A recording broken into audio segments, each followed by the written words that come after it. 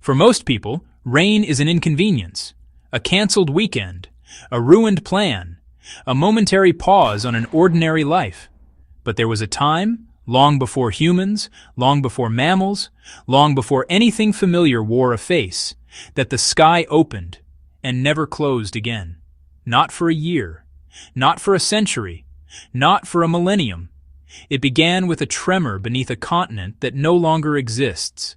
And when the first storm broke, the world did not know it was witnessing its own rewriting. What followed was 2 million years of uninterrupted rain, a climatic upheaval known today as the Carnian Pluvial episode, a record they sealed, a truth they smothered in ashes. Welcome to the forgotten deluge that sculpted the rulers of Earth. If these buried stories shake something awake inside you, subscribe and hit the bell. Because here's the reveal, just 45 seconds in. Without this endless rainstorm, dinosaurs would never have risen. That is the page they removed. The story begins 234 million years ago when all land was welded into one monstrous supercontinent, Pangaea, a place so vast that its interior was nearly uninhabitable. Heat baked the stones until they split. Wind carved deserts the size of countries.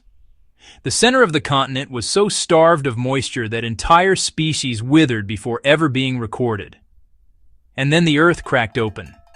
Along what is now the western rim of North America, a buried wound in the planet tore loose. The Rangelia Large Igneous Province, a volcanic system capable of rewriting life at a planetary scale. It expelled oceans of lava. But lava wasn't the true enemy.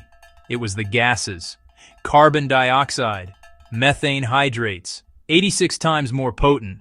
A fragment that escaped the flames of a deeper geologic past. A greenhouse surge so fast the climate didn't have time to blink. Temperatures spiked. Weather cycles accelerated. The ancient monsoon systems of Pangaea mutated, swelling into unhinged titans. The sky thickened, darkened, and then surrendered.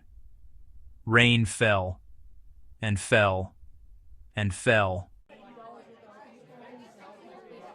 The archive breathes again when we read the rocks, entire river basins stripped to the bone, soils drowned into black muck, amber deposits forming only under impossible saturation. What we call rain was something else entirely. Hyperstorms capable of ripping forests from the ground. Downpours so intense they exposed basement rock normally buried miles deep. Imagine a world where the horizon blurred under an endless gray curtain. Streams became rivers, rivers became inland seas, and inland seas fused into lakes larger than anything alive today. But even in catastrophe, life listens, life shifts, life adapts. And the first to fall were the rulers of the Triassic, the armored rhynchosaurs, the tusked dicynodonts, creatures who had dominated Earth since before the dinosaurs were even dreams in the stone. Their food sources disappeared beneath waterlogged soil. Their ecosystems softened, flooded, dissolved. One by one, their pages went dark. Marine life fared worse. The unending rain diluted the oceans themselves. Whole families of creatures vanished as salinity plummeted. Conodonts, ammonoids, bryozoans, old dynasties erased without ceremony. But where one empire drowned, another found its beginning. The forests returned first. Ferns unfolded across the saturated ground. Conifers surged upward as if awakened by an ancient command. Swamps knitted themselves across continents. Wetlands frothed with microbial life, feeding roots, feeding soils, feeding a future no creature could yet see. In that reshaped world walked the small, quick-footed creatures that would one day seize their crown. Not giants. Not apex predators. Not yet. These were the early dinosaurs, lean, upright, swift, each one weighing less than a modern dog. But now the environment belonged to them. The rains rewrote the stage and they sprinted onto it.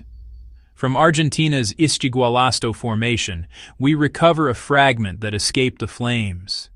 Herrerasaurus, long and lethal, stalking the soaked forests. Eoraptor, nimble and sharp-eyed. Eodromaeus, barely larger than a cat but already mastering the dance of survival. Their numbers swelled. Their diversity multiplied. Their world became a cradle.